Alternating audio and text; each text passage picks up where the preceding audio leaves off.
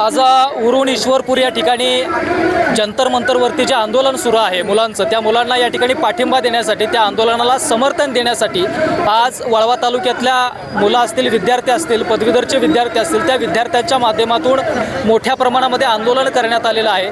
निदर्शने या ठिकाणी देताना आपल्याला बघायला मिळतं आहे. त्या आंदोलनाची या ठिकाणी भूमिका मांडण्यासाठी आज उरून ईश्वरपूर शहरातले जे राष्ट्रवादी काँग्रेसचे जे तरुण आहेत किंवा पदाधिकारी आहेत ते या ठिकाणी आपल्यासोबत आहेत. आज मुलांचं आंदोलन, या ठिकाणी विद्यार्थ्यांचं आंदोलन आहे.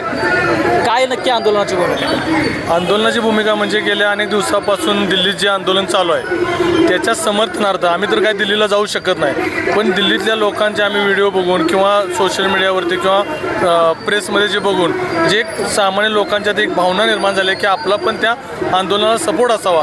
कारण आता या सरकारच्या विरोधात एक अंधभक्तांनी जे चालू केलं आहे की हिंदू खतरे में, हिंदू खतरे में, असे एक जे काही नारा दिला आहे, मला तुमच्या माध्यमातून एवढं सांगायचं आहे की माझ्या मते, माझ्या वाचण्यात 350 वर्ष मुघलांनी आपल्यावरती राज्य केलं, 150 वर्ष ब्रिटिशांनी राज्य केलं, 60 वर्ष काँग्रेस होतं, तेव्हा कुठं हिंदू खतरेवर आलं नाही.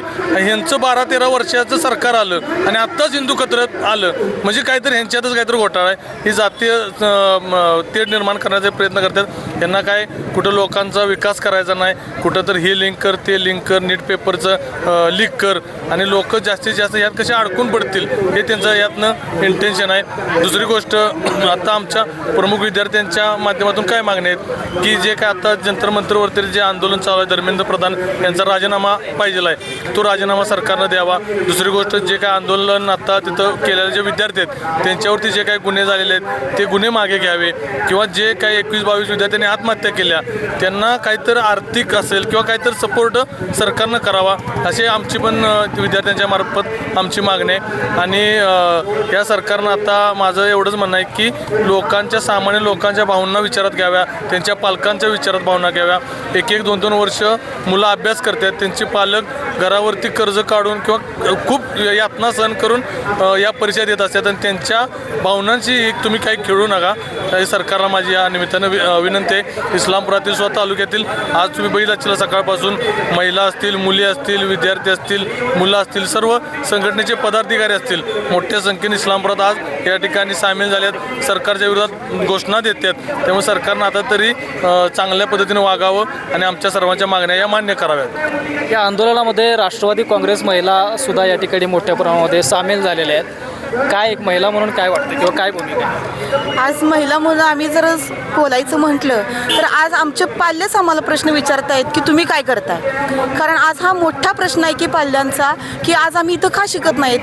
कारण बऱ्याच मुलांचा प्रश्न आहे की आम्ही इथं भारतात शिकणं आम्हाला संरक्षण वाटत नाही आहे. कारण ती आज बरीच मुलं भारत सोडून परदेशात शिक्षणासाठी जात आहेत. का तर इथं संरक्षण नाही, किंवा जी आता ही शिक्षण प्रणाली आहे ती खूप धोक्यात आहे. आता उदाहरण घ्यायचं म्हटलं तर ही आपली जीट नीटची ही परीक्षाच आहे.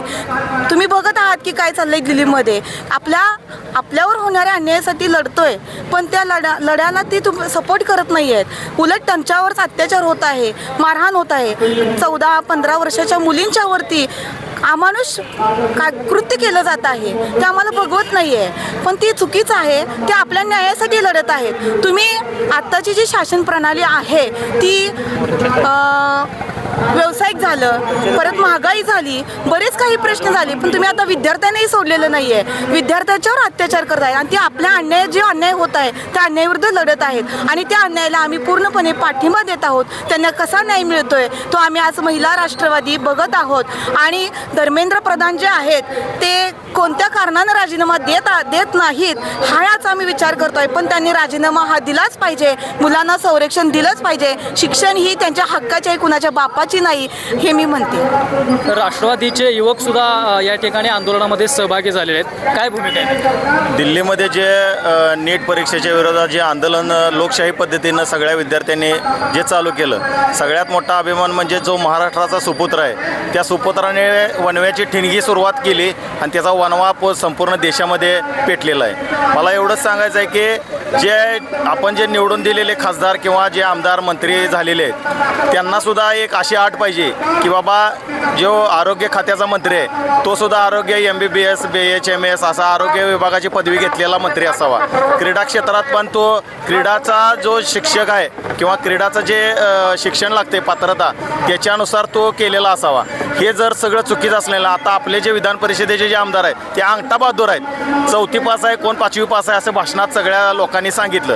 पण सगळ्यात महत्त्वाचं काय माहिती आहे का, त्यांना जर सहीसुद्धा येत नाही आणि अंगठा जे बहादूर आपले आमदार आहेत आणि जे प्रतिनिधित्व करतात ते आपल्या विद्यार्थ्यांना लोकशाही पद्धतीनं जे आंदोलन करत होते त्यांना आतंकवादी म्हणून संबोधतात. अरे स्वतः शिकलेले नाही, शिक्षणाचं महत्त्व त्या आमदारांना माहीत नाही, मग ते काय त्यांना ते त्या पद्धतीनंच बोलणार आतंकवादी म्हणून. अशा आमदारांचा मी जाहीर निषेध करतो. आणि भाजप सरकारनं, मोदी सरकारनं ज्यावेळी सांगितले की अच्छे दिन येणार, अच्छे राहून ते सच्चेसुद्धा दिन अजून येणे आणलेले नाहीत. हा या विद्यार्थ्यांच्यावर अन्याय खूप केलेला आहे. आम्ही लोकशाही पद्धतीनं आज इस्लामपूरमध्ये सर्व युवकांच्या विद्यार्थ्यांच्या वतीने आम्ही लोकशाही पद्धतीनं बेन कोण हिंसक न वळण देता आम्ही आंदोलन चांगल्या पद्धतीने आंदोलन तुम्ही केलंय का विद्यार्थ्यांनी केले आणि उत्स्फूर्तपणे आम्ही सपोर्ट केला. आमच्या राष्ट्रवादी काँग्रेस पार्टी, शरदचंद्र पवार युवक राष्ट्रवादी, सोशल मीडिया, आमचे सर्व नगरसेवक, सगळे आमचे पार्टीचे सगळं पदाधिकारी सगळ्यांनी मिळून आम्ही विद्यार्थ्यांना सपोर्ट केला आहे. हे आंदोलन विद्यार्थ्यांच्यासाठी विद्यार्थ्यांनी उभं केलं होतं. आम्ही फक्त पार्टीतर्फे आम्ही त्यांना सपोर्ट केलेला आहे. तुम्ही आता हे जे आंदोलन केलेलं आहे, मात्र त्याच्यामध्ये आमदार सदाभाऊ खोतांच्या विरोधात पण तुम्ही त्या ठिकाणी घोषणा दिल्या. तसं बघायला गेलं तर ते तुमचे राजकीय विरोधक आहेत. असा जर का प्रचार या ठिकाणी बाहेर गेला तर ते आंदोलन राष्ट्रवादी पुरस्कृत आहे असं समजलं जाण्याची शक्यता आहे का?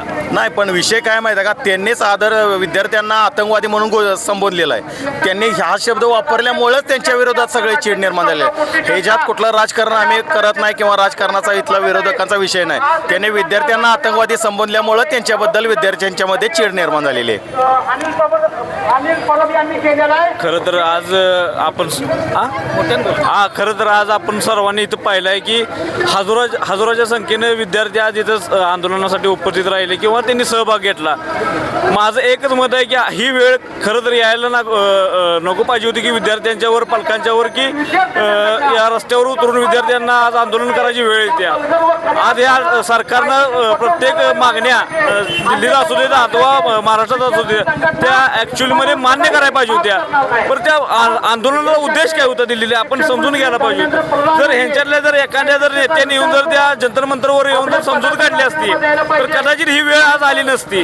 आणि आज मीडिया असू दे किंवा सगळीकडे प्रसार माध्यमांना काय झाले की आंदोलन वेगळ्या दिशेने चालले. ॲक्च्युअलमध्ये हे आंदोलन वेगळ्या दिशेने चाललेलंच नाही. हे तुम्ही वेगळी दिशा लावले त्या आंदोलनाला. आज रस्त्यावर युवकांनी उतरायचं काय काम आहे, विद्यार्थ्यांनी उतरायचं काय काम आहे, तर हे आपण स्वतःहून त्यांनी समजून घेतलं पाहिजे की हे विद्यार्थी आज इथं का उतरायला लागले. आणि जे महाराष्ट्रातले आजचे आपले आमदार सदाभाऊजी खोत यांनी जी वाक्य वापरले की विद्यार्थी आतंकवादी आहेत, तर माझं एक त्यांना विनंती आहे की आव्हान आहे की आपण लोकप्रतिनिधी लोकांचं सेवेत रुजू असणारे आमदार आहात.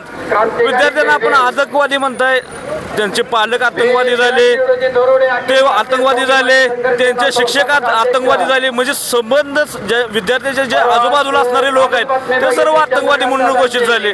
माझे एक युवक राष्ट्रवादी आमच्या उरण शिवरपूरकडून मी जाहीर निषेध करतो आणि तर नक्कीच आपण या ठिकाणी बघितलं की एक पेपर बोर्डला देणं फाशी दिला. बोलणार आहे तुम्ही बोलता की सरकारनं विरोधक आता सरकार बोलतं की विरोधकांनी जर खांद्यावर बंदूक ठेवून मुलांच्या जर चालू केलं असेल हे आंदोलन, तर मला तुम्ही सांगा जर ऍडमिशन घ्यायला गेलो आपण शाळेत तर त्या मुलांना त्यांच्या आई वडिलांना बोलवा म्हणतात. मग आज मुलंही रस्त्यावर आलेले, एखादं जर समजा शाळेचं उदाहरण घ्यायचं म्हटलं, एखादा मुलगा जर आरोपणा करत असेल तर त्याला शिक्षक रोखतात, त्या शिक्षकांचं ऐकलं नाही तर ते आई वडिलांना बोलतात. तसंच ह्या मुलांना आता न्याय मिळणार झालाय म्हणून आम्ही सगळे राजकीय पक्ष त्यांना पूर्ण सपोर्ट करावं लागलं. याच्यात कोणताही राजकीय हेतू किंवा उद्देश असं नाही. अमानुषपणानं मारहाण झाल्या. आत्ताच आपले विद्यमान आमदार सगळे म्हणतात मी गावगाड्यातला माणूस आहे, माझ्या हाताला शेणामुताचा वास आहे. मग आता ह्यांच्या तोंडाला शेणामुताचा वास येत नाही का, हा पण प्रश्न तुम्ही विचारला पाहिजे आमच्यापेक्षा. अगदी तुम्हाला आम्ही तुमच्या माध्यमातून हा प्रश्न विचारू. कारण की त्यांनीच अगोदर सांगताना सांगितलेलं, ते ज्यावेळी विरोधात होते त्यावेळी सांगत होते की प्रस्थापिकांबरोबर विस्थापकांचा जो आंदोलन आंदोलन आहे. मग आज आम्ही सरळ मार्गाने आंदोलन करतोय तर आम्ही कोणत्या गटात बसतोय? बरोबर आहे का? आणि त्यांच्या हाताला जर शेणामुद्दाचा वास येत होता तर त्यांच्या तोंडाला येतच असेल ना. नक्कीच आपण बघितलं की या विद्यार्थ्यांच्या आंदोलनाला राष्ट्रवादी शरदचंद्र पवार पक्षाने या ठिकाणी पाठिंबा दिलेला आहे आणि त्यांच्या पक्षाचे कार्यकर्ते असतील किंवा पदाधिकारी असतील मोठ्या संख्येनं या आंदोलनामध्ये या ठिकाणी सहभागी झालेले आहेत आणि त्यांच्यापेक्षाही जास्त विद्यार्थी असतील किंवा विद्यार्थिनी असतील, पदवीधर असतील किंवा कॉलेजचे विद्यार्थी असतील, सगळ्या मोठ्या संख्येने या आंदोलनामध्ये उपस्थित झालेले आहेत आणि या आंदोलनाची ठिणगी ग्रामीण भागामध्ये सुद्धा या ठिकाणी पोहोचलेली आपल्याला बघायला मिळते.